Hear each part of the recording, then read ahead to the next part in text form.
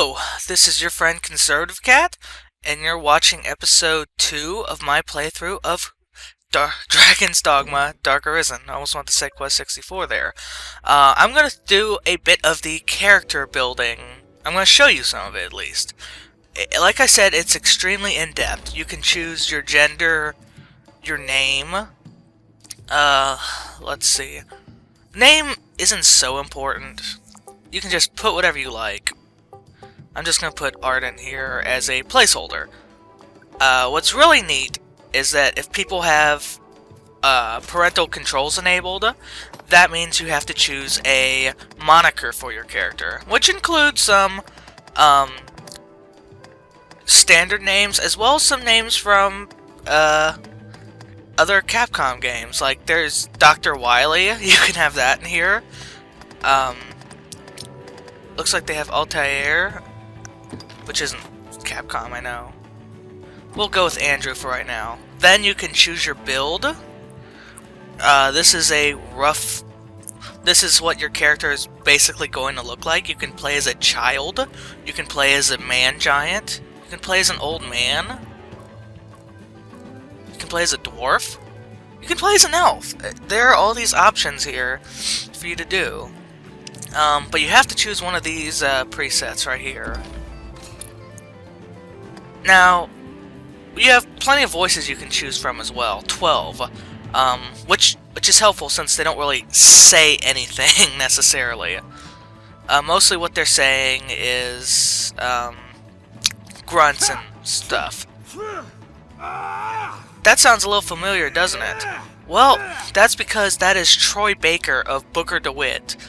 He's voice 1.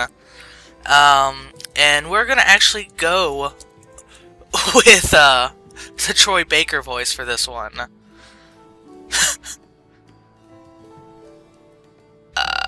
Mostly because I love the idea of playing as Booker DeWitt. Once you've edited your basic information, you can make some more detailed edits, and this is where you can easily spend a lot of time doing plenty of stuff. You can edit your head to an absurd degree, like, I'm just gonna show off some of the options real quick right here. You can have your eyes closed, open. Let's go with this one right here. You can also edit it further, so if you want to have huge anime eyes, go for it. No, I want the large anime eyes. There we go. If you want, you can choose whatever color you want. There's quite a few colors available. Say you're a certain true and honest creator of a webcomic called Sonichu. You can create your own heterochromia here too. Let's go ahead and spread them out in case you're like a lizard or something. Yeah, that's a handsome man.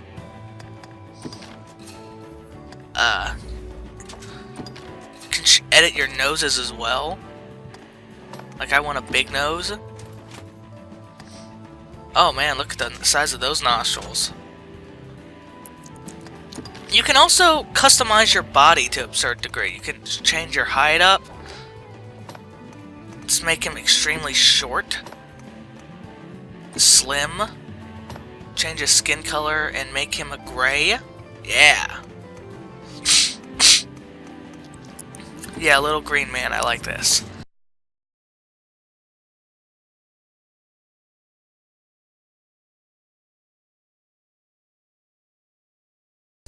Facial features don't change anything about your character. It's all cosmetic. Size does, though. The taller and beefier your character looks, the more equipment they can hold. You can see we have a height and weight measurement down there. That's what that controls.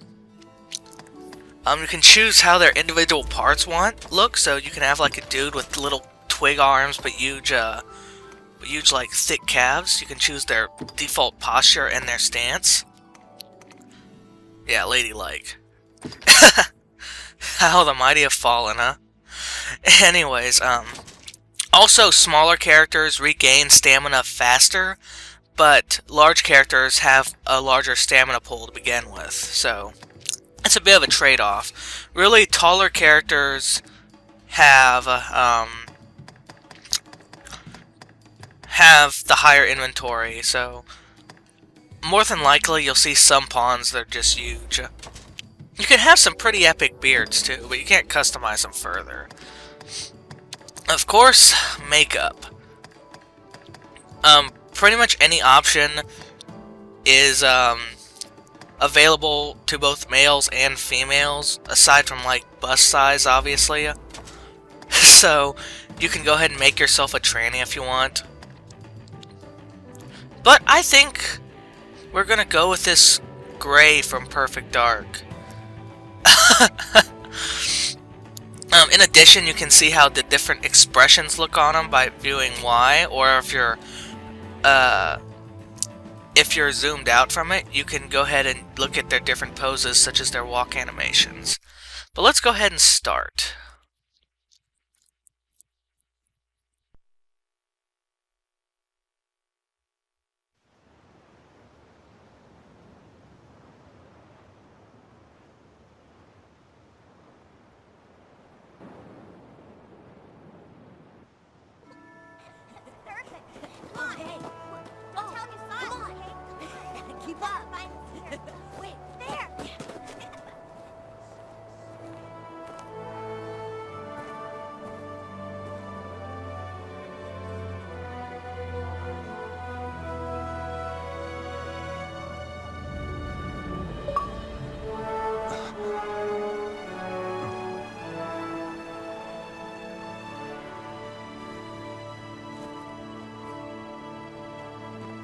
Hear ye, hear ye!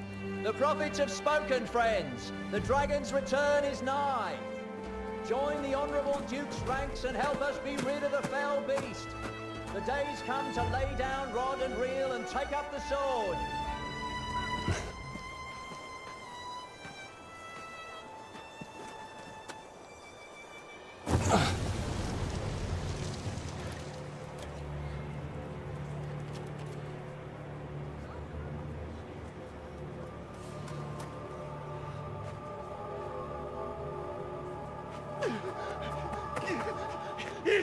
It's the dragon!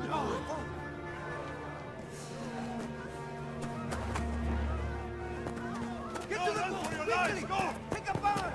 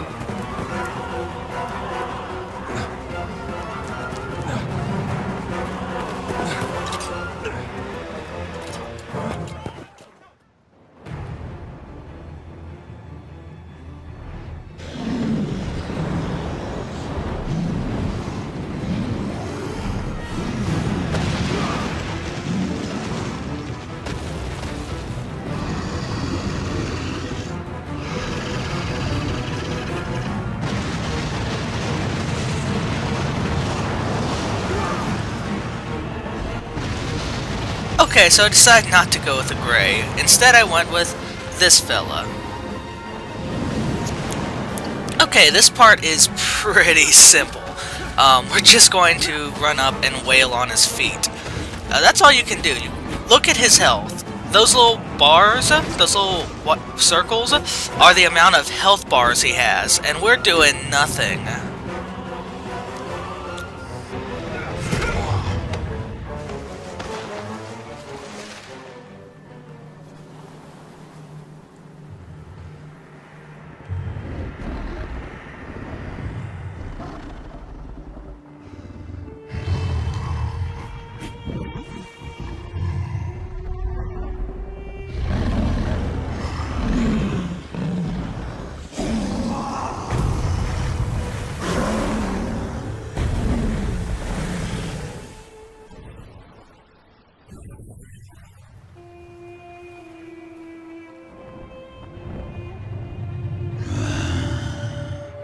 Io acquarata misquirait. Acquarata de Dio mi.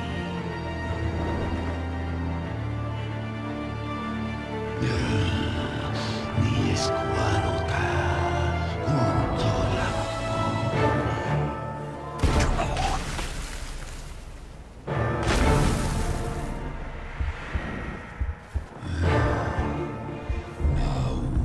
Gregori, nestesta, nesti, mi escurate et malaga.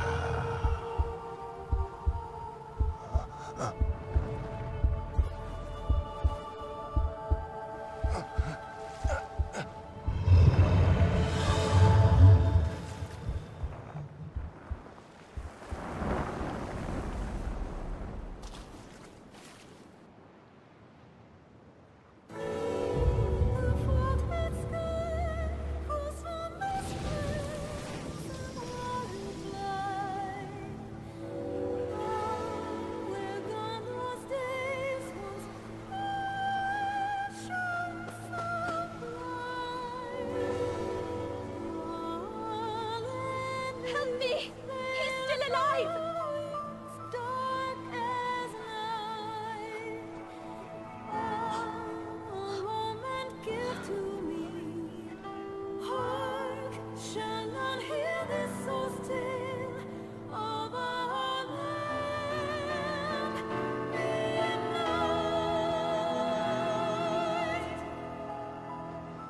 If the squad face me.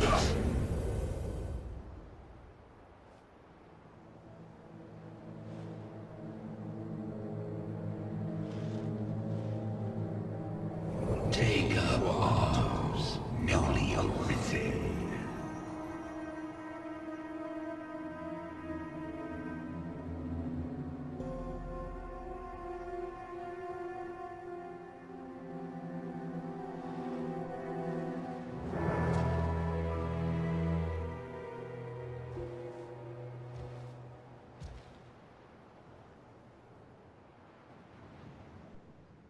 And by him stealing our heart, we have become the new Arisen, the destined one to show down with the dragon, his chosen adversary. Because of everyone, we were the only ones who actually took up any sort of arms against him.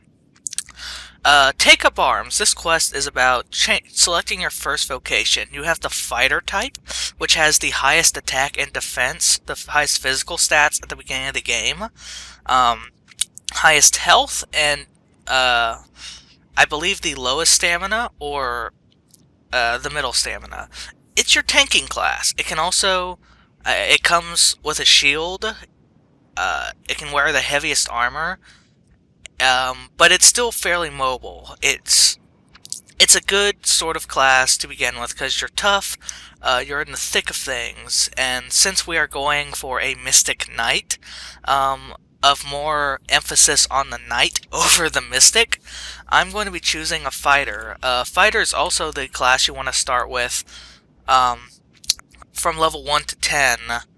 If you're going for a high DPS build that's focused, like, say, on Assassin or something. Otherwise, you're going to want to go with the Mage. Like, the 1 through 10 levels is when you get some huge bonuses from being either Fighter, Strider, or Mage. As you play in the Vocation, you will gain ranks in it, which allow you to purchase more powerful skills and augments, or just new augments in general. Augments carry over between your vocations. You can change your vocation in the near future. Your other two classes you have available. The Mage, which is your... This is your standard Mage. Shoots fire, heals, can enchant weapons of the party. You're always going to want to have a mage around to cast Anodyne. If you're going for a sorcerer, you want to go with a mage eventually, or if you want to stay as a mage. Strider is basically your rogue. They have the highest stamina growths, second highest physical stats, and second highest And one of the lowest defenses, second to the mage, in terms of weakness. So they're more balanced. They're a more balanced choice if you want to, if you're not sure what you want to do. These guys specialize in climbing on top of guys and just wailing into them. They're a pretty good choice, and they have, you know, they have a good selection of weapons. They have daggers for close range and bows for long range. Bows, by the way, infinite arrows. So if you want a versatile character, you're going to want to go with a Strider. They're agile. They're kind of weak at the beginning, but they're not as weak as mages. Their armor is on the lighter side, so they can't take as many hits. You're going to want to focus more on mobility. All in all, not a bad choice. Mages, unlike the other ones, only have one weapon to start with. They don't have a secondary. Instead, they have 6 spells. But let's go ahead and start with our fighter, sorry. This gives us a shield for our secondary and a sword for our main. It's just like Saven had. We're going to want to upgrade this sword pretty soon, since it's crappier than that guard sword we had. It's just extremely rusty. You say it left a glowing scar? Yes. The wound has closed, and it seems the worst has passed, but his heart lies silent. If you would face me, You are sure of this? Yes. Ill magic, the work of some curse. The whole world's already gone mad for fear of this dragon. Won't no good come of this. I must go see to the others, Kina. Tell me if aught changes here. All right.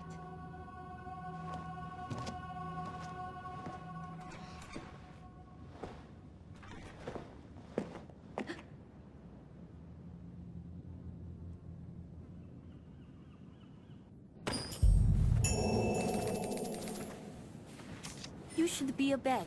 I wish you would not strain yourself so. I am worried for you, cuz. Alright, Kina is our childhood friend.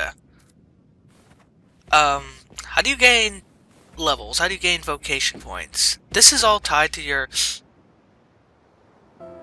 experience points, which decide your level. Discipline points are for your vocations. I'll go over how to level those up specifically in the future. However, for the most part,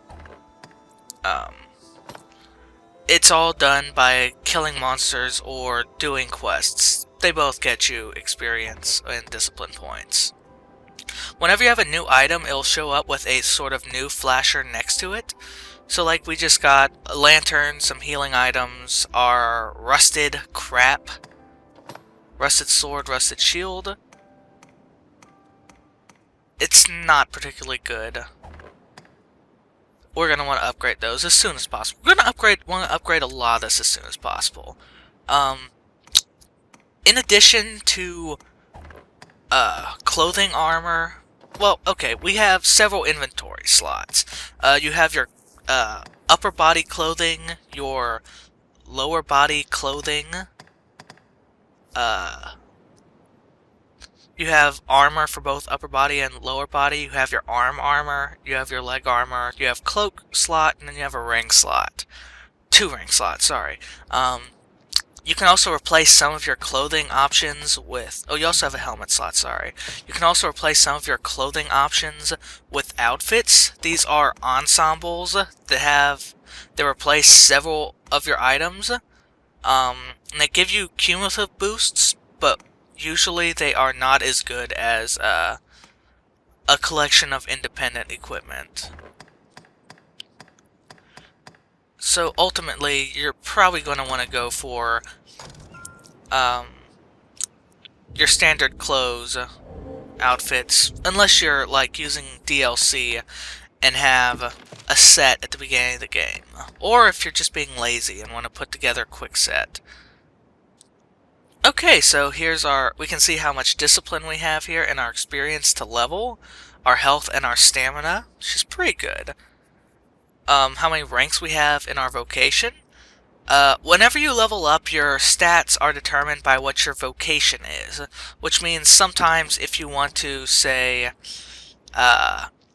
level up certain stats, or not level up in a and get the stats of another class because you want to just get the augments of another vocation without screwing up your stat distribution, you can sort of cheese around and grind discipline points instead. I explained a bit to this about the other time, but I think I should a bit about this in the previous episode. But I think I should emphasize core skills are these are your like basic attacks. Attack things you can buy, like different combos, different chains,